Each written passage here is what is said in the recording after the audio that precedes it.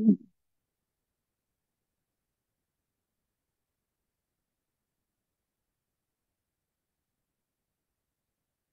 الله الرحمن الرحيم إن الحمد لله نحمده ونصلي على رسوله الكريم أما بعد.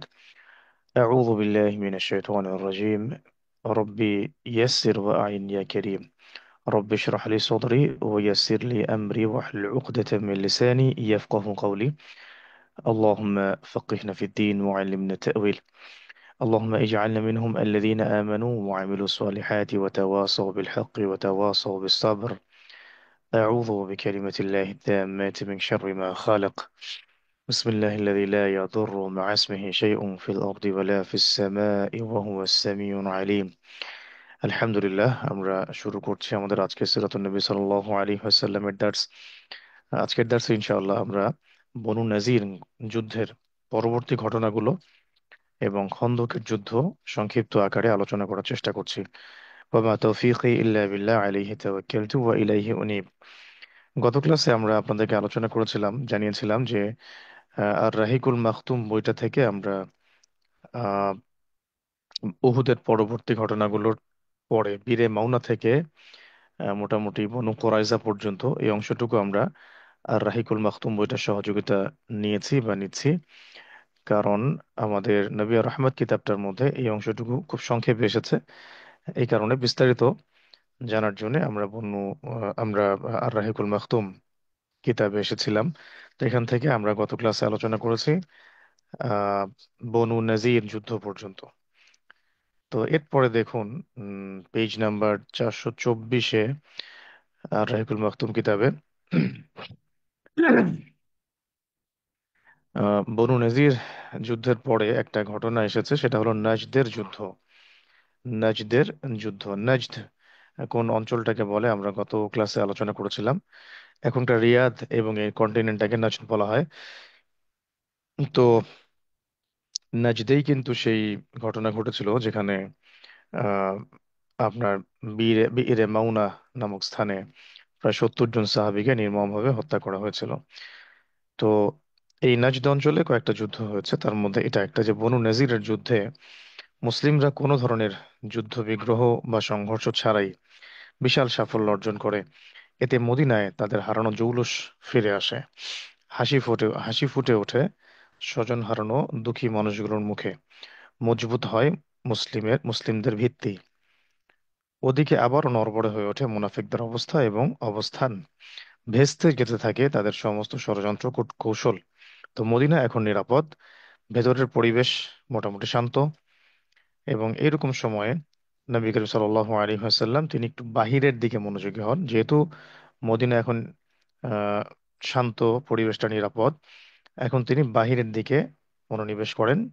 যে কওমগুলো মুসলিমদেরকে কষ্ট দিচ্ছিল বা বিশ্বাসঘাতকতা করেছিল বা করে যাচ্ছিল, কূটকৌশল করছিল, এদিকে নবী সাল্লাল্লাহু আলাইহি ওয়াসাল্লাম এবার মনোযোগী হন। তো তারই ধারাবাহিকতায় তিনি আহ উহুদ যুদ্ধের পরে মুসলিমদেরকে যারা কষ্ট দিচ্ছিল, দায়ীদের উপরে যারা আক্রমণ করেছিল, হ্যাঁ, অন্যায়ভাবে হত্যা করেছিল প্রশিক্ষিত সাহাবীদেরকে, তো এই ইভেন মদিনা আক্রমণ করারও ফন্দি তারা এঁটেছিল, তাদেরকে শিক্ষা দেওয়ার জন্য নবী সাল্লাল্লাহু আলাইহি ওয়াসাল্লাম বনু গাতাফান এর শাখা গোত্র বনু মুহারিব এবং বনু সালাবা, এই দুইটা গোত্র, তাদের ব্যাপারে নবী সাল্লাল্লাহু আলাইহি ওয়াসাল্লাম পদক্ষেপ গ্রহণ করেন। কারণ এটা তথ্য এসেছিল যে তারা মুসলিমদের বিরুদ্ধে যুদ্ধ করার জন্য বেদুইনদের থেকে সৈন্য সংগ্রহ করছে। তো এই খবরটা পেয়ে নবী সাল্লাল্লাহু আলাইহি ওয়াসাল্লাম নজদের দিকে রওনা হন। কোন দুটা গোত্রের এগেনস্টে? একটা হলো বনু মুহারিব, একটা হলো বনু সালাবা।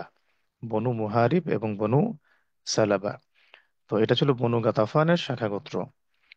আচ্ছা, তো যখন নবী সাল্লাল্লাহু আলাইহি ওয়াসাল্লাম সৈন্য সামন্ত নিয়ে নজদের দিকে রওনা হন, আহ, তখন আহ, এই এই যে বেদুইনরা, তারা তো ছিনতাই, লুণ্ঠন, হঠকারিতা এগুলো তো অভ্যস্ত ছিল। তাই এই অভিযানের কথা শুনে তারা ভীত সন্ত্রস্ত হয়ে পড়ে। তো প্রতিরোধের কথা না ভেবেই তারা সোজা আশ্রয় নেয় পাহাড়ের চূড়ায়। আর মুসলিমগণও আহ, তাদের তাদের উপর আক্রমণ করেন।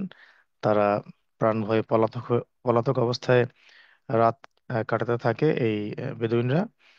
আর নবী সাল্লাল্লাহু আলাইহি ওয়াসাল্লাম আহ এরপরে যুদ্ধটাকে দীর্ঘায়িত না করে, যেহেতু তারা পালিয়ে যায়, নবী সাল্লাল্লাহু আলাইহি ওয়াসাল্লাম মদিনায় ফিরে আসেন। তো এই মাগাজি ও সিরাহ, মানে এই যুদ্ধটাকে মাগাজি এবং সিরাহ লেখকগণ চতুর্থ হিজরির রবিউল আখির বা জুমাদিউল উলা মাসে নাজদের মাটিতে সুনির্দিষ্ট যুদ্ধের কথা উল্লেখ করেছেন।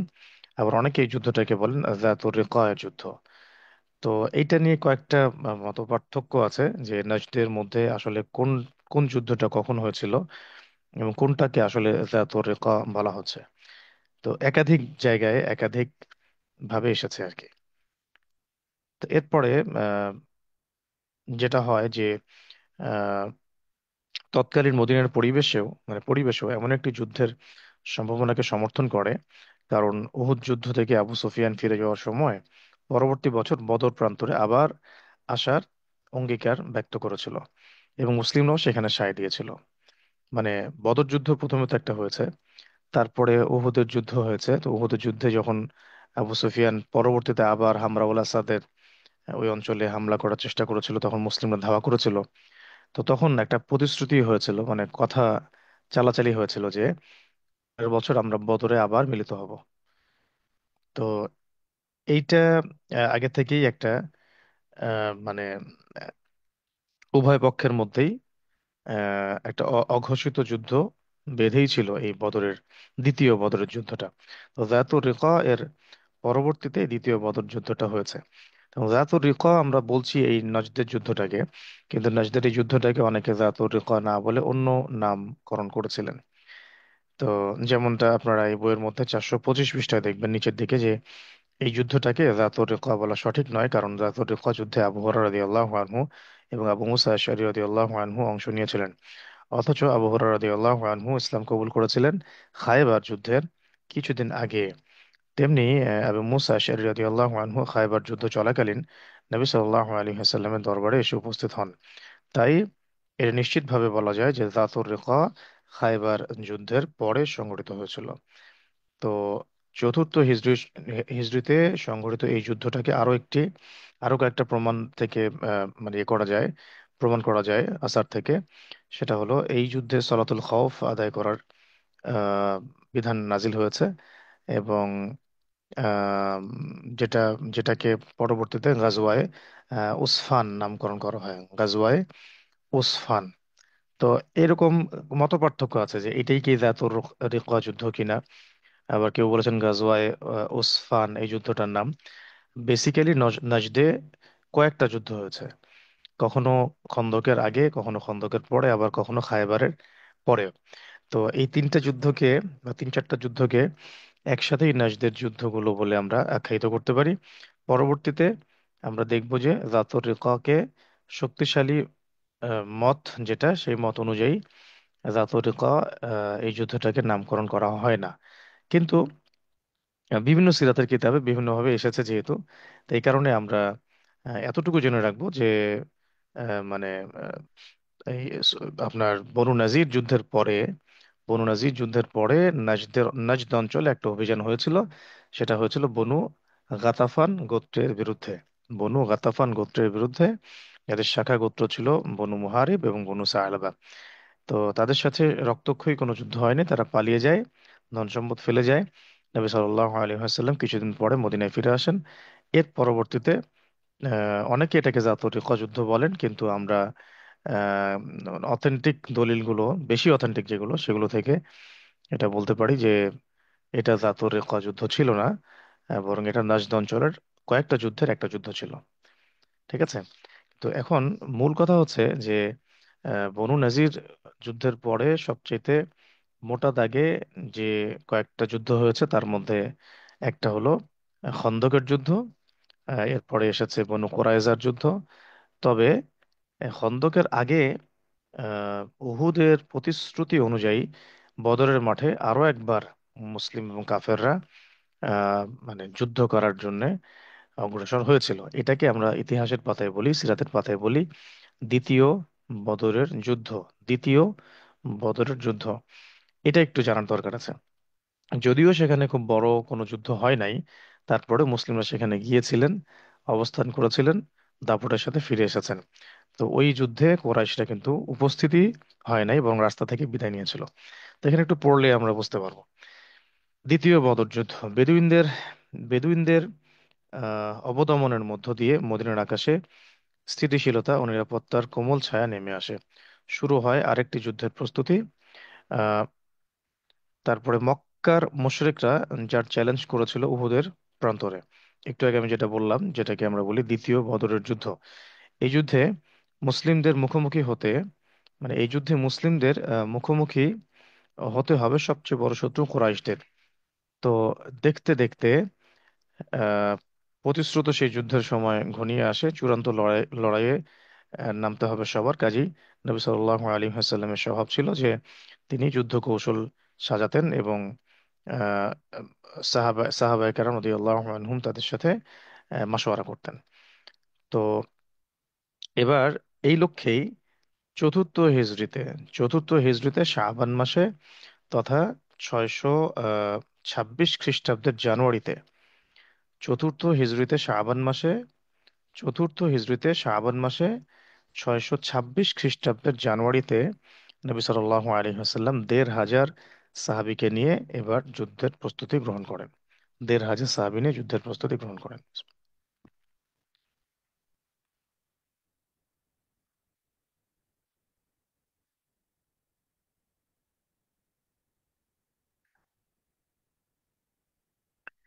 1,500 সাহাবী নিয়ে, সুবহানাল্লাহ। তো এবং এবার সাহাবীদের সঙ্গে ছিল প্রায় 10টি ঘোড়া। যুদ্ধের পতাকা ছিল আলী ইবনে আবি তালিব রাদিয়াল্লাহু আনহুর হাতে। বদর প্রান্তরে যাওয়ার আগে নবী সাল্লাল্লাহু আলাইহি ওয়াসাল্লাম ভারপ্রাপ্ত শাসক হিসেবে নিযুক্ত করেছেন মদিনার রাওয়াহাকে আব্দুল্লাহ ইবনে রাওয়াহা রাদিয়াল্লাহু আনহুকে। মাশাআল্লাহ, তার নামটা শুনলেই ভালো লাগে। আলী রাদিয়াল্লাহু আনহুর নামটা শুনলেই ভালো লাগে।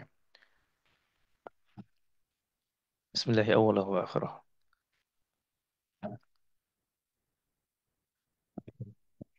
আচ্ছা, আপনাদেরকে পড়াতে পড়াতে একটু চা খাচ্ছি আর কি। বিসমিল্লাহ।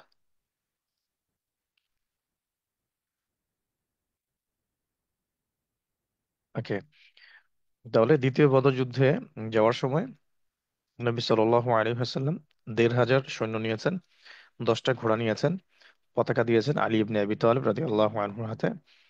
আর মদিনার শাসন ভার নিযুক্ত করেছেন আব্দুল্লাহ ইবনে রাওয়াহা রাদিয়াল্লাহু আনহুর হাতে।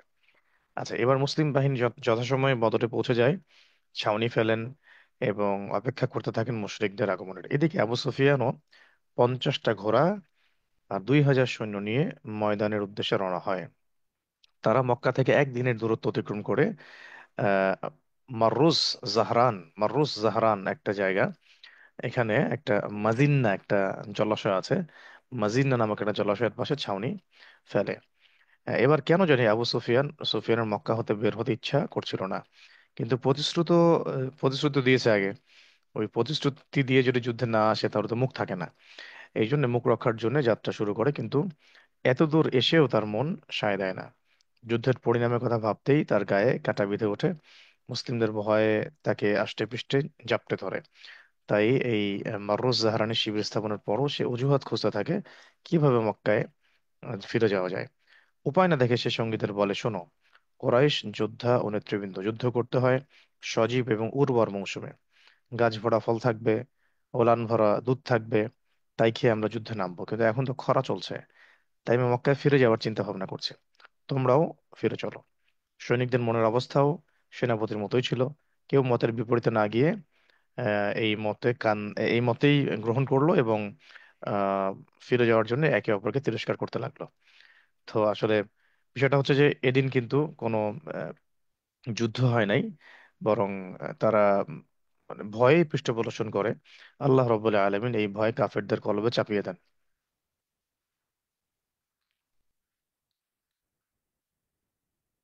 একটা বিষয় হচ্ছে যে, খেয়াল করে দেখবেন, যারা কুফর এর সাথে সম্পৃক্ত থাকে, নেফাকের সাথে থাকে, শিরকের সাথে থাকে, তাদের কলবের মধ্যে আল্লাহ রবুল্লাহ আলমিন একটা ভয় চাপিয়ে দিয়ে থাকেন। তো এই ভয়টা আল্লাহ রাব্বুল আলামিনের পক্ষ থেকে গজব। ঠিক আছে, আবার মুসলিমদের এবং মুমিনদের, তাওহিদপন্থী মানুষদের একটা রব থাকে, মানে প্রভাব, এটাও আস্তে আস্তে কাফেরদের উপর প্রভাব বিস্তার করে, ছেয়ে যায়।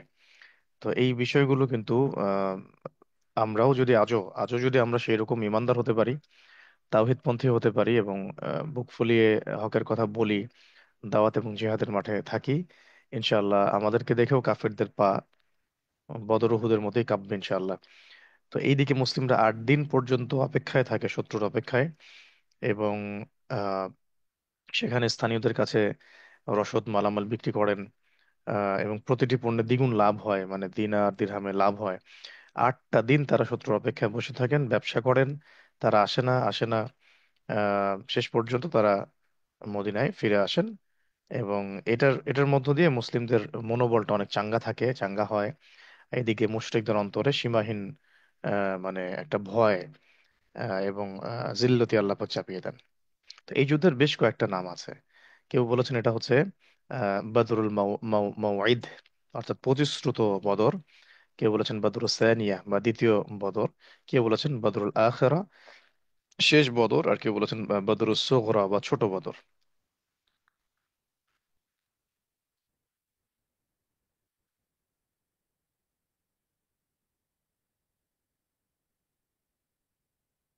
ওকে, আচ্ছা, এটা আসলে চলে গেল। তারপরে একটা যুদ্ধের কথা আমরা দেখি। এটা হচ্ছে দুমাতুল জান্দাল যুদ্ধ। দুমাতুল জান্দাল এই যুদ্ধটা, এটাও ওই দ্বিতীয় বদর থেকে ফিরে আসার পরে। তো দ্বিতীয় বদর থেকে নবী সাল্লাল্লাহু আলাইহি ওয়াসাল্লাম যখন ফিরে আসেন, তখন মদিনার পরিবেশটা এমনি শান্তিময় আছে, প্রশান্তির ছোঁয়া আছে। এবার নবী সাল্লাল্লাহু আলাইহি ওয়াসাল্লাম দৃষ্টি দেন আরব সীমান্তের দিকে। যেহেতু মদিনা এখন সিকিউরড, আশেপাশে বেদুইনদের উৎপাতও বন্ধ হয়ে গেছে। এদিকে আমরা আবু সুফিয়ানদেরকেও এখানে একটা ডিফিট করলাম। এদিকে আবার মদিনার ভিতরে 3টা বড় বড় ইহুদি গোত্রের মধ্যে 2টাকে আমরা বিদায় করে ফেলছি। একটা একটা হলো বনু কাইনুকা, একটা হলো বনু নাজির। শুধু কোরাইজা বাকি আছে, যেটাকে খন্দকের পরে বিদায় করা হবে। তো এখন নবী সাল্লাল্লাহু আলাইহি সাল্লাম একটু রিল্যাক্স ছিলেন প্রায় টানা 6 মাস। এটা বলা হয় যে টানা 6টা মাস নবী সাল্লাল্লাহু আলাইহি সাল্লাম নিশ্চিন্তে মুসলিমদেরকে নিয়ে মদিনায় বসবাস করতে থাকেন।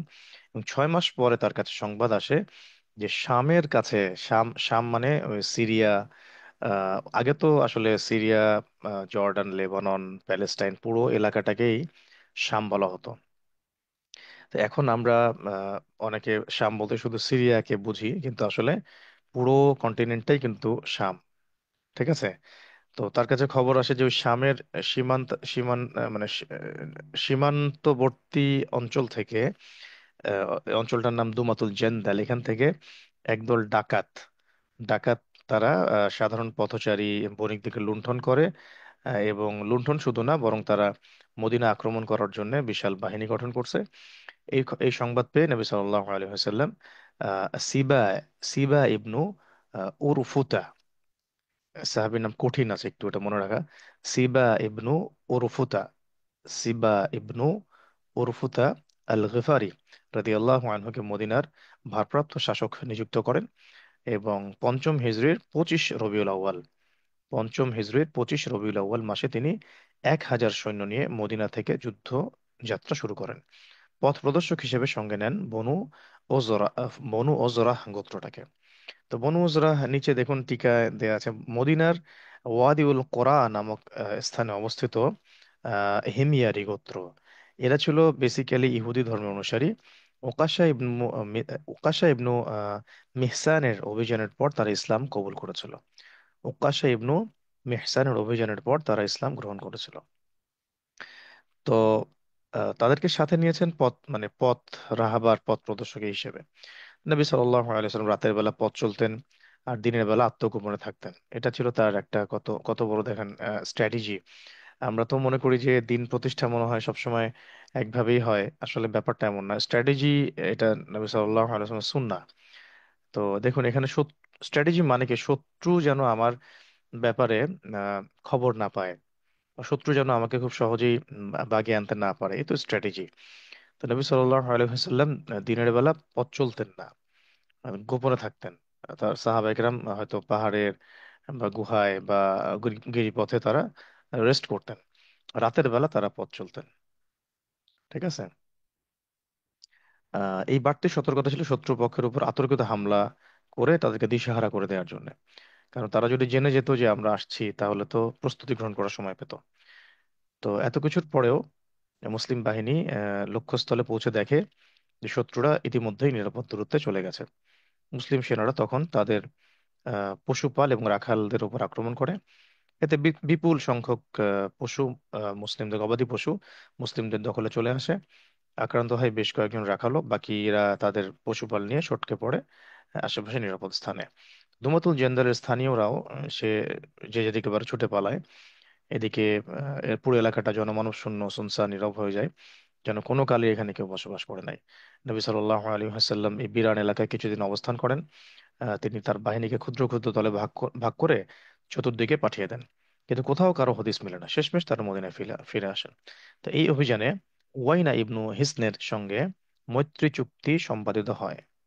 ওয়াইনা ইবনু হিসন, এই নামটা মনে রাখবেন। আবু বকর রাদিয়াল্লাহু আনহুর খেলাফতের সময় এই ওয়াইনা ইবনু হিসন, তিনি আহ, সম্ভবত এই ওই যে জাকাত অস্বীকারী যে কম ছিল, তারপরে খতমে নবুয়তের, মানে খতমে নবুয়তকে চ্যালেঞ্জকারী যে কয়েকটা কম ছিল, যেমন আহ, সাজাহ একজন নারী নবুয়ত দাবি করেছিল, তারপরে মুসাইলামা কাযযাব নবুয়ত দাবি করেছিল।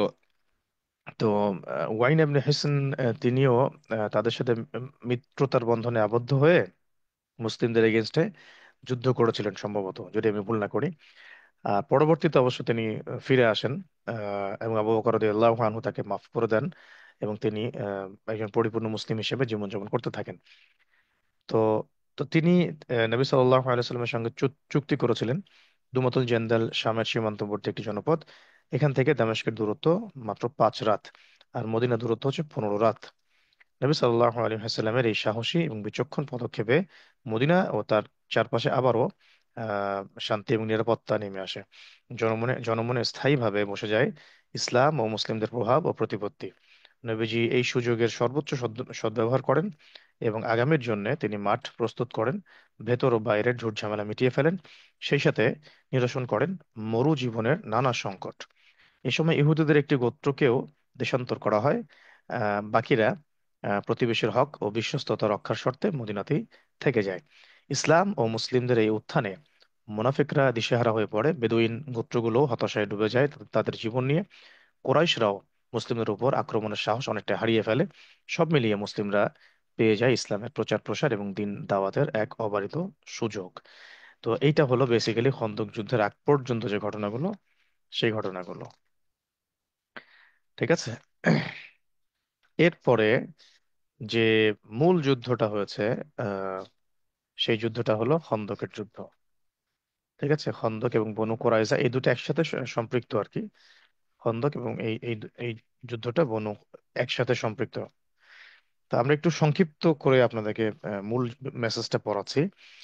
আহ, বাকি আপনারা কিন্তু 429 থেকে একদম 454 পর্যন্ত, মানে খন্দকের টপিকটা 429 থেকে 454 পর্যন্ত অবশ্যই অবশ্যই 3 থেকে 4 বার ভালো করে রিডিং পড়বেন, পেন পেন্সিল হাতে নিয়ে জায়গাগুলো দাগিয়ে দাগিয়ে নেবেন। আমি একটু থরলি পড়ে যাচ্ছি।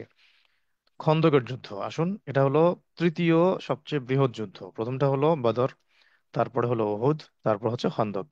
তো খন্দক এমন একটা যুদ্ধ যেটা ডিসাইসিভ যুদ্ধ। মানে এই যুদ্ধটা এমন একটা যুদ্ধ ছিল যেটা ডিসাইসিভ যুদ্ধ ছিল, যে হয় এসপার না হলো ওসপার। এই যুদ্ধটার পরে কাফের, মুশরেক, মোনাফেক এবং ইহুদি, শুধু নয়, যে কাফের, মুশরেক, মোনাফেক, ইহুদি, বেদুইন, কেউই মুসলিমদের এগেনস্টে আর বড় কোনো পদক্ষেপ নেওয়ার তৌফিক পায় নাই। মানে চেষ্টা করেও কোনো লাভ হয় নাই।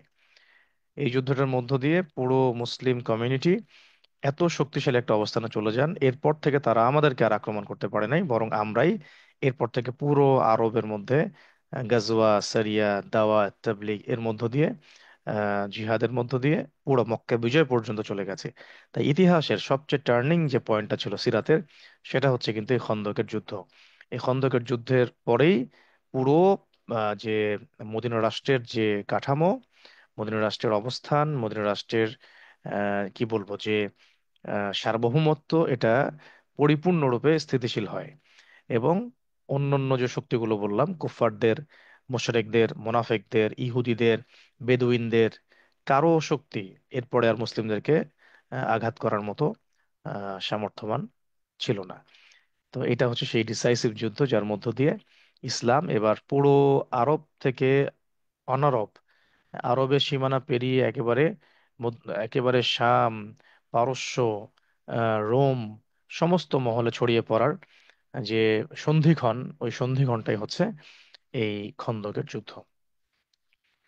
তা আসুন আমরা একটু শর্টলি পড়বো খালি যে টানা এক বছর মানে ওই উহুদের পরবর্তী এক বছর বিচ্ছিন্ন কিছু যুদ্ধ, ছোট বড় অভিযান, কিছু কিছু মর্মান্তিক ঘটনা যেমন বীরে মাউনা, রাজি, এইরকম কিছু ঘটনার পরে মদিনা যখন কিছুটা শান্ত, তখন ইহুদিরা এইদিকে চক্রান্ত শুরু করে কিভাবে এটাকে আরো অশান্ত করা যায়।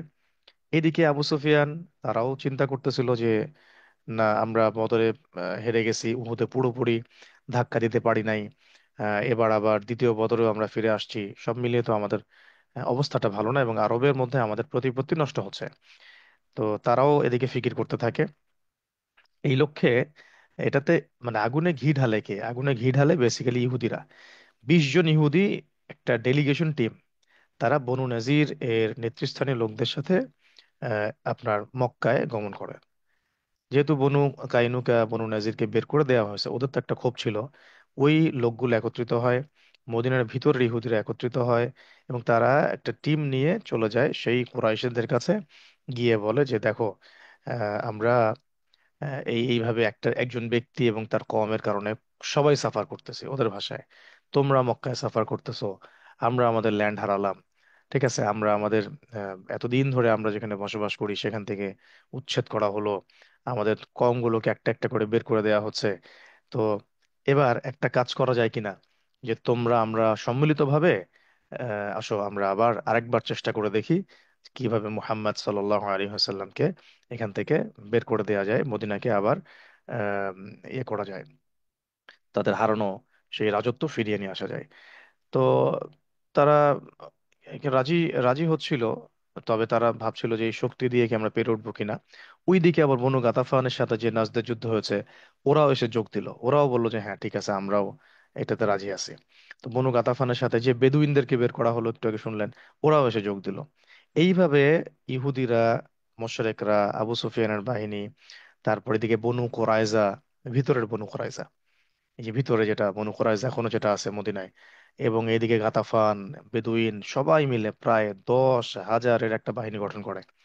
10,000, আমরা যে বলি না ঐক্যজোট, এই যে 10,000-এর ঐক্যজোট গঠন করে এই আপনার কাফেররা। এখন তো নবী সাল্লাল্লাহু আলাইহি ওয়াসাল্লামের কাছে এই খবরটা তো পৌঁছে যায়। তার তো সাহাবীরা সব জায়গায় থাকতেন তার কান হয়ে।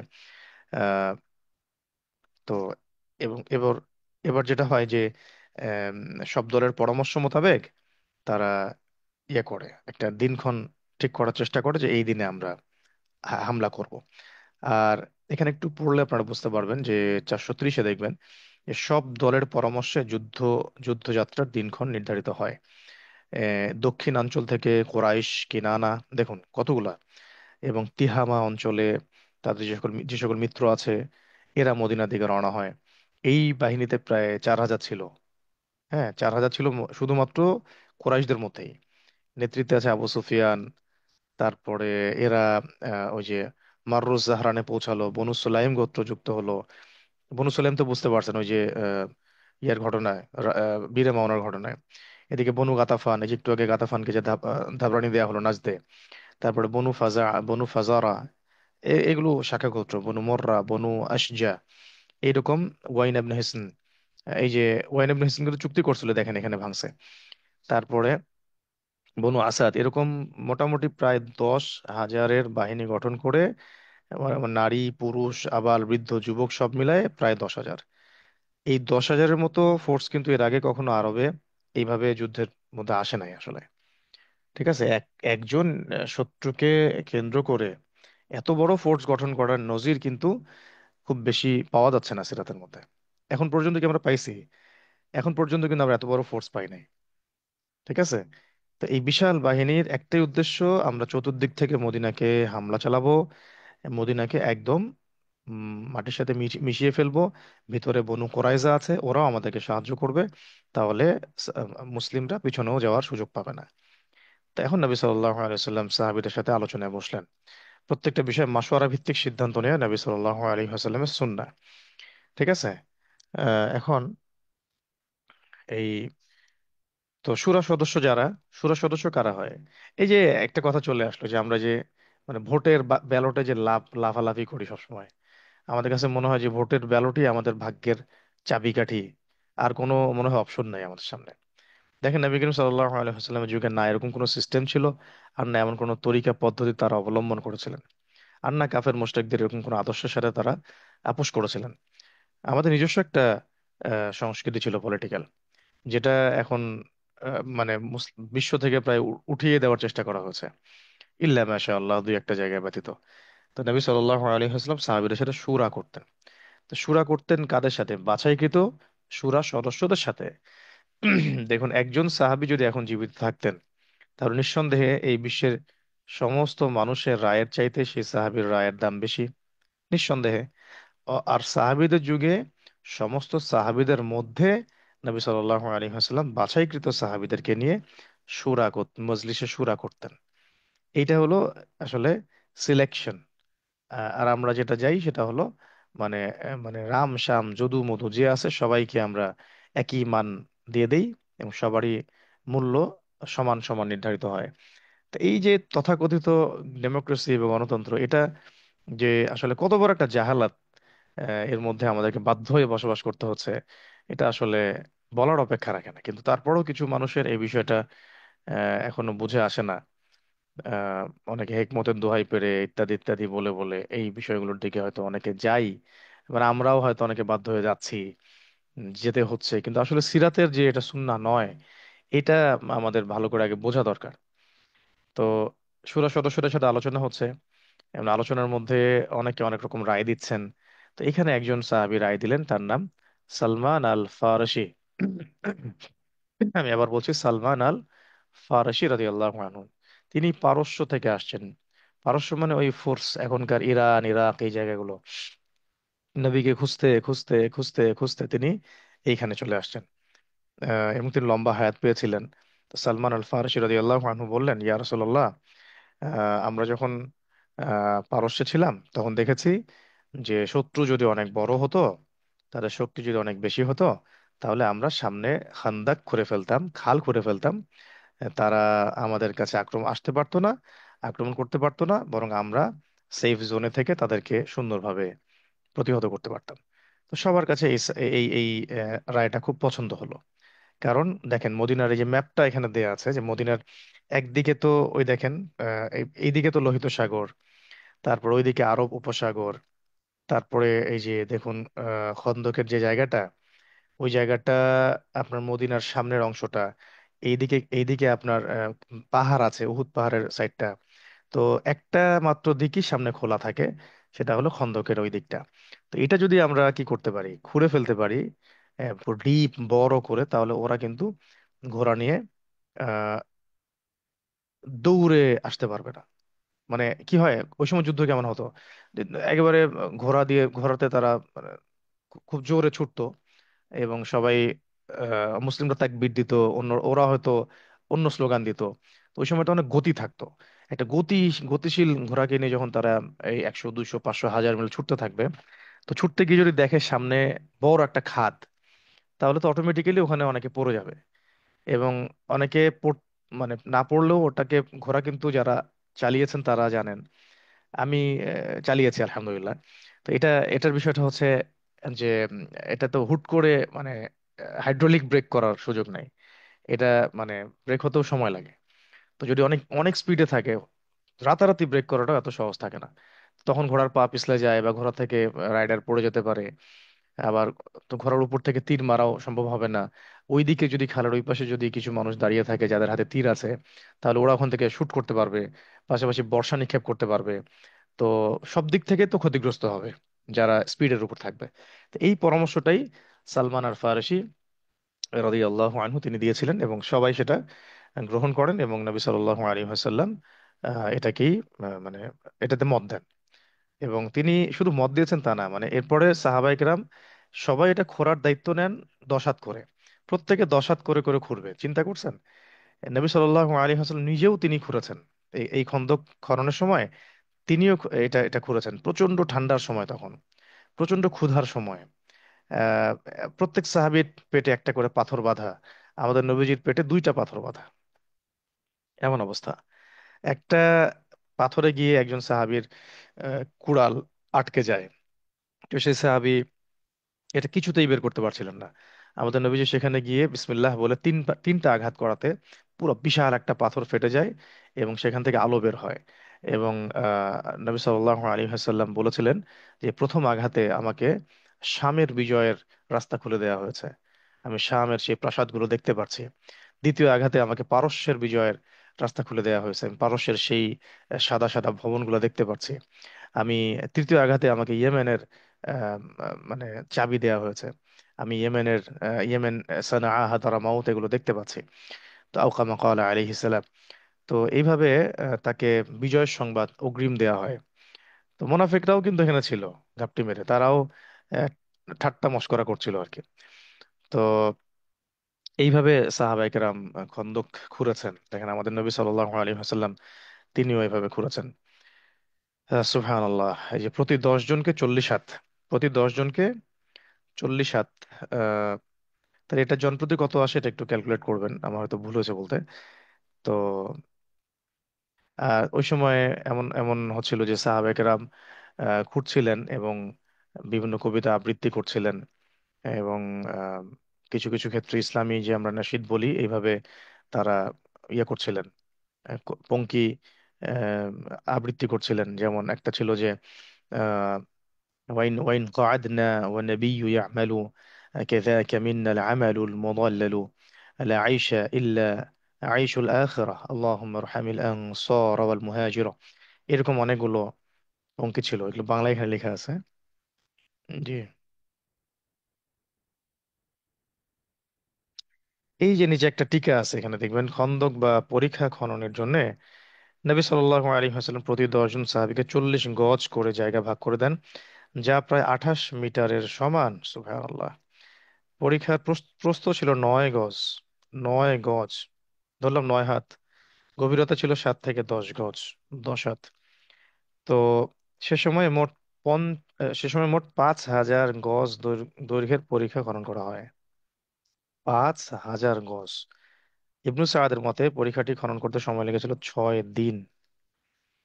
আচ্ছা। এরপরে ওই যে দেখুন আনাস রাদিয়াল্লাহু আনহু বলেছেন, মানে এই এই খন্দক খননকারীদের জন্য দুমুঠো জব নিয়ে আসা হতো। পচা দুর্গন্ধযুক্ত তেল দিয়ে রুটি বানিয়ে ক্ষুধার্তদের সামনে পেশ করা হতো। এই দুর্গন্ধযুক্ত খাবারই তারা গলদকরণ করতেন। আবু তালহা রাদিয়াল্লাহু আনহু বলেন, নবী সাল্লাল্লাহু আলাইহি ওয়াসাল্লামের কাছে আমরা খুদ পিপাসার অভিযোগ করি, কাপড় ছড়িয়ে পেটে পাথর বাঁধানো দেখাই, তিনি মুখে কিছু না বলে শুধু নিজের পেটের কাপড় সরিয়ে দেন। তখন আমরা বিস্ময়ের সাথে লক্ষ্য করি যে তা তার পেটে একটি নয় বরং দুইটা পাথর বাঁধা আছে। সুবহানাল্লাহ। আমরা এই জায়গাটা দেখেছি, যদিও এখন একেবারে প্রাচীন সেই নিদর্শন নাই, তারপরেও ওখানে গেলে এই ফিলটা পাওয়া যায়। জাবির ইবনে আব্দুল্লাহ রাদিয়াল্লাহু আনহুর এই মসজিদে আমি আমি গিয়েছি নিজে। সেখানে তিনি তিনি এই সাহাবী প্রচন্ড ক্ষুধায় নবীকে দেখে সহ্য করতে না পেরে বাসায় গিয়ে, তার একটা ছাগল ছিল, সেই ছাগলটাকে তিনি জবাই করেন।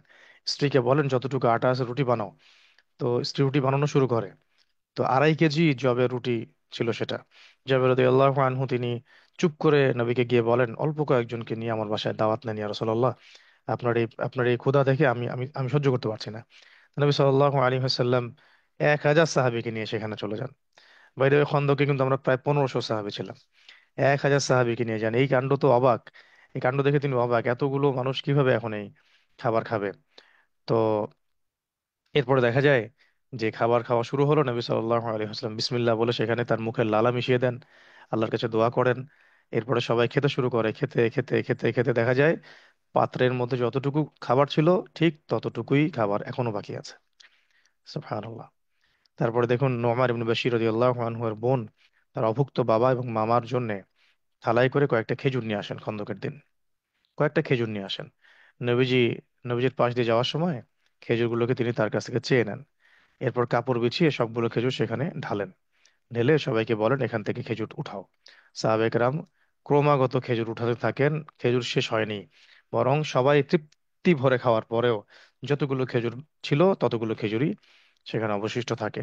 এইভাবে আল্লাহ রাব্বুল আলামিন নবী সাল্লাল্লাহু আলাইহি ওয়াসাল্লাম সাহাবীদের ক্ষুধা মেটান। তো বাকি এগুলো আমি একটু বলেছি, বাকি নিচে অংশগুলো পড়ে দেখবেন। তো মূল কথাটা হচ্ছে এরপরে মানে এইভাবে প্রায় 6 দিন 7 দিন, 6 দিন 7 রাত এইভাবে কষ্ট করার পর নবী সাল্লাল্লাহু আলাইহি ওয়াসাল্লাম আহ, এবং সাহাবায়ে কেরাম শত্রুদের মুখোমুখি হন। এর আগে তো বললাম যে তারা প্রায় 10,000 সৈন্য নিয়ে আসছে।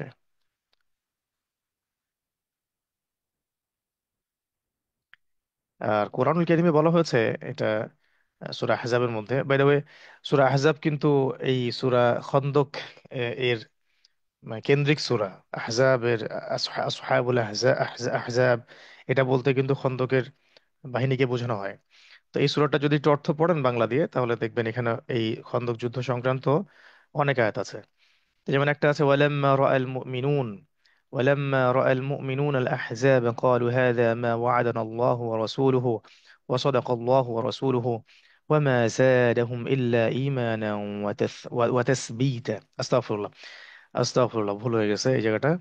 ওয়া মা যাদাহুম ইল্লা ঈমানান ওয়া তাসলিমা। وما زادهم إلا إيمانا وتسليما. আবার বলছি ولما رأى المؤمنون الأحزاب قالوا هذا ما وعدنا الله ورسوله وصدق الله ورسوله وما زادهم إلا إيمانا وتسليما। অর্থাৎ ওয়ালাম্মা রাআল মুমিনুন, যখন মুমিনরা এই আহজাব বা এই সৈন্যবাহিনীকে দেখলো বা দেখলেন, কলু তারা বললেন, মুমিনরা বললেন, হাদা মা ওয়া'াদানা আল্লাহ, এটাই সেই বিষয় যার ওয়াদা আল্লাহ আমাদেরকে করেছেন, ওয়া রাসূলুহু, তার রাসূল আমাদেরকে করেছেন, ওয়া সাদাকাল্লাহু ওয়া রাসূলুহু, এবং আল্লাহ সত্য বলেছেন, তার রাসূল সত্য বলেছে। ওয়া মা যাদাহুম ইল্লা ঈমানান ওয়া তাসলিমা, এটা দেখে তাদের ঈমান এবং আত্মনিবেদন ইসলাম আরো বৃদ্ধি পেল। আল্লাহ আল্লাহ। এবং মুনাফিকরা এটা দেখে ভয় পেয়ে গেল। যেমন আল্লাহ পাক বলেছেন, ওয়াইদ ইয়াকুলুল মুনাফিকুনা ওয়াল্লাযীনা ফী কুলুবিহিম মারাদ মা ওয়া'াদানা আল্লাহু ওয়া রাসূলুহু ইল্লা গুরুরা নাউযু বিল্লাহি মিন যালিক। আর স্মরণ করুন ওই সময়ের কথা, হে নবী, যখন মুনাফিকরা তাদের অন্তরের ব্যাধির কারণে বলেছিল যে আল্লাহ এবং তার রাসূল আমাদেরকে যে ওয়াদা দিয়েছেন এটা ধোঁকা ছাড়া আর কিছুই নয়। নাউযু বিল্লাহি মিন যালিক।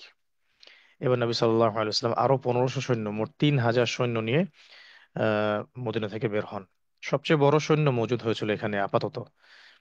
তো এরপরে এই যুদ্ধের আমাদের যে সাংকেতিক ভাষা বা যেটা আমরা স্লোগান বলি সেটা ছিল হামিম লা ইয়ানসুরুন, সরি, হামিম লা ইউনসরুন, হামিম লা ইউনসরুন, এটা মাজহুলের সিগা ছিল। হামিম লা ইউনসরুন, তারা সাহায্যপ্রাপ্ত হবে না।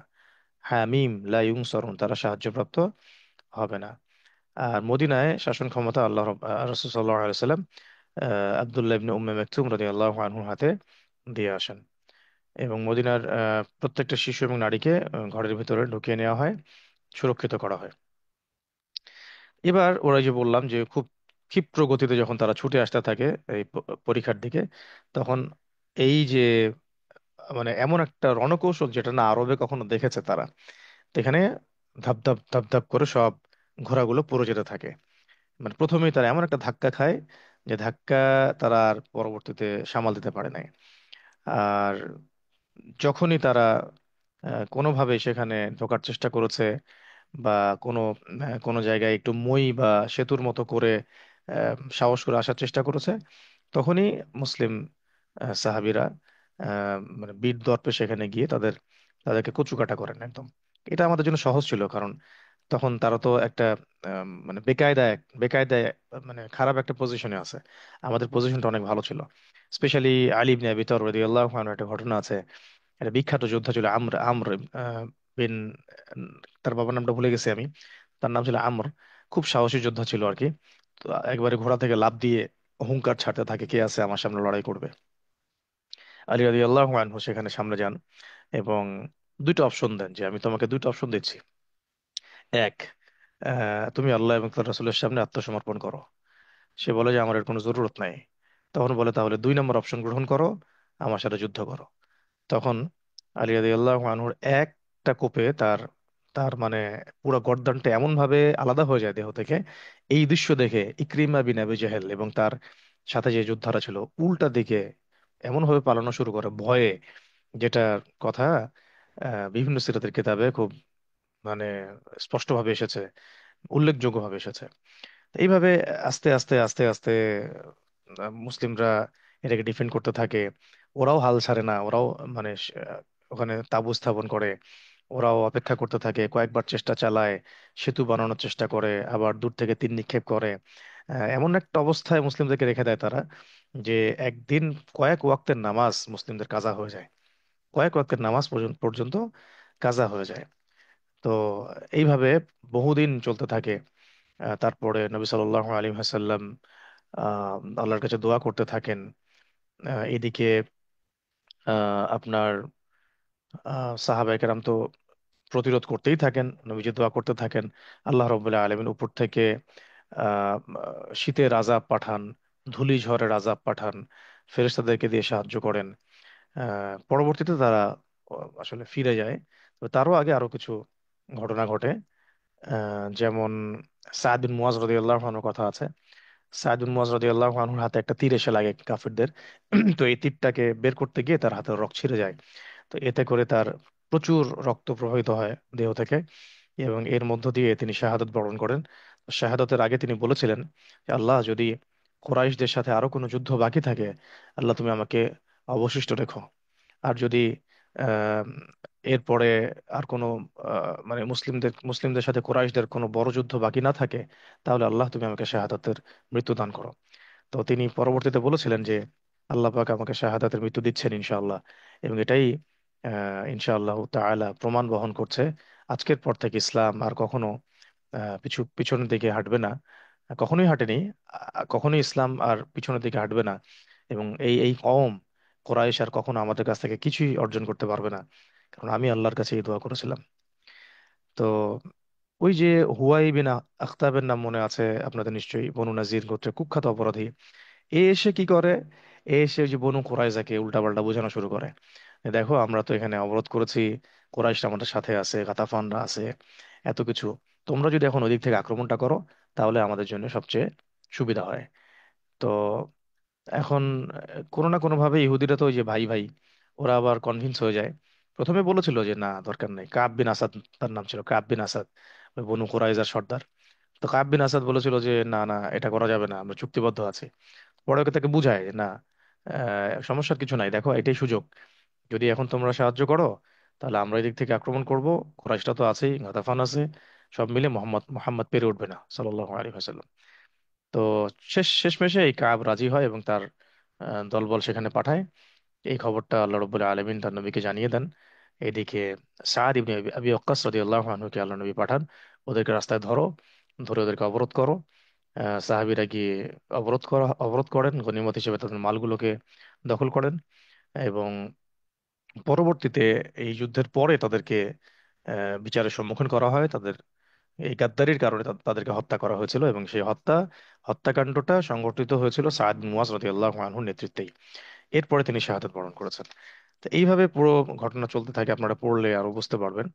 তো মুনাফিকরা অনেক টিটকারি করেছিল যুদ্ধে যে হ্যাঁ, এরা পারস্য আর শাম বিজয় করবে। এখন দেখো দেখো দেখো, এই বাহিনীর এগেনস্টে তারা বাথরুমে যাওয়ারও সময় পাচ্ছে না। এইভাবে টিটকারি করেছিল মুনাফিকরা। প্রত্যেক যুগে যুগে মুনাফিকের চরিত্রটা এইরকমই থাকে। তো এগুলো আপনারা পড়লেই বুঝতে পারবেন এখানে। তো এইভাবে বেসিক্যালি যুদ্ধটা চলতে থাকে। প্রায় কোনো কোনো জায়গায় আসছে যে 3 মাস, কোনো জায়গায় 1.5 মাস, 2 মাস, এই এরকম সময় পর্যন্ত তারা এটাকে অবরোধ করে রাখে। অবরোধ করে রাখার পরে আবু সুফিয়ান বুঝতে পারে যে না, আমরা এখানে টিকতে পারছি না, প্রচন্ড ঠান্ডা, আমাদের রসদ ফুরিয়ে আসতেছে। আমাদের ইভেন তারা তাদের যে বাহনগুলো ছিল, সেই ঘোড়া, সেই গাধা, সেই উট, ওইগুলো জবাই করে খাওয়া শুরু করে। এভাবে করতে করতে ওদের বাহন, রসদ, এগুলো সব শেষ হয়ে যেতে থাকে। আল্লাহর আযাব, ধূলিঝড়, রাসূল সাল্লাল্লাহু আলাইহি ওয়াসাল্লামের দোয়া, মুসলিমদের অবিচলতা, কোনো অবস্থাতেই সুবিধা করতে না পারা, এবং বনু কুরাইজাকে ঠেকিয়ে দেওয়া, সব মিলিয়ে তারা এখানে যাররা পরিমাণ সুবিধা আর হাসিল করতে পারে না। শেষমেশ তারা মদিনা থেকে ফিরে মক্কায় চলে যায়। এর মধ্য দিয়ে আল্লাহ রব্বুল্লাহ আলমিন ইতিহাসের এই ডিসাইসিভ মোড় পরিবর্তনকারী যুদ্ধে মুসলিমদেরকে বিজয় দান করেন। এর পরবর্তীতে বনু কুরাইজাকে অবরোধ করা হয়, এবং নবীজি বলেছেন ওই যে হাদিসটা, যে ওরা আমাদের সাথে গাদ্দারি করেছে, কেউ ওখানে না গিয়ে আসরের সালাত পড়বে না, যুদ্ধের বর্ম খুলবা না কেউ, ওইখানে না গিয়ে কেউ আসর পড়বে না। ওই যে ওখানে মুসলিমদের মধ্যে দুটা ইস্তেহাদ হয়, কেউ আসর পড়ে ওখানে যান, কেউ ওখানে গিয়ে আসর পড়েন।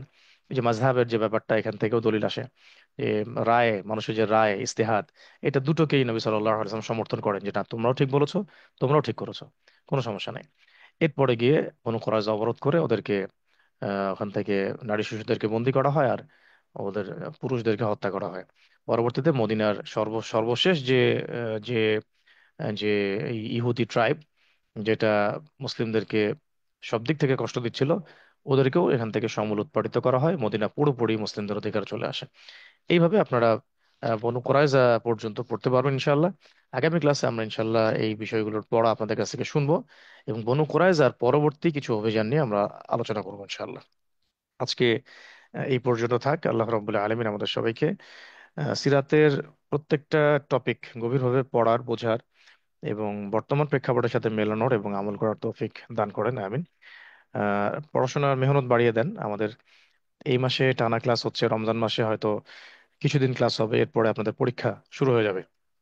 তো আপনাদের কিন্তু সমস্ত পরীক্ষা, লিখিত পরীক্ষা, এমসিকিউ, তার আগে এমসিকিউ এবং শেষে ভাইভা, এই প্রত্যেকটাই ইনশাআল্লাহ রমাদান মাসে শেষ হয়ে যাবে।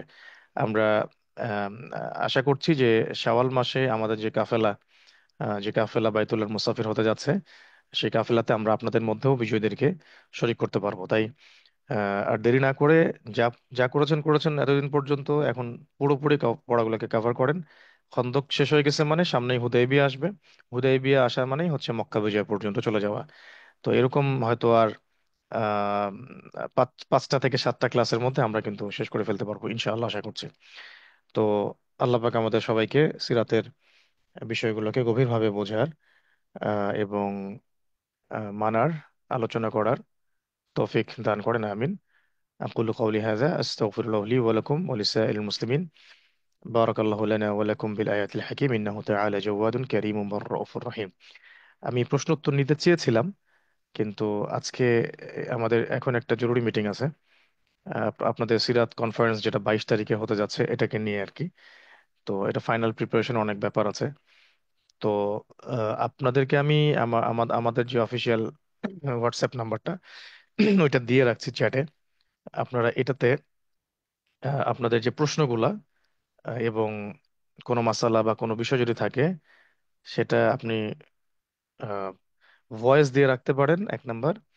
সালাম দিয়ে ভয়েস দিয়ে রাখতে পারেন, স্টুডেন্ট নাম এগুলো বলে, ব্যাচের নাম এগুলো বলে। আর যদি ভয়েসের সমস্যা হয়, তাহলে লিখিত আকারে সংক্ষিপ্ত করে বাংলায় প্রশ্ন করে রাখতে পারেন। ইনশাল্লাহ আমি যখন ফ্রি থাকবো তখন আমি অ্যান্সার দিব, ইনশাল্লাহ, সমস্যা নেই। তো এই যে নাম্বারটা দিলাম, এটাতেই আপনারা যোগাযোগ করবেন।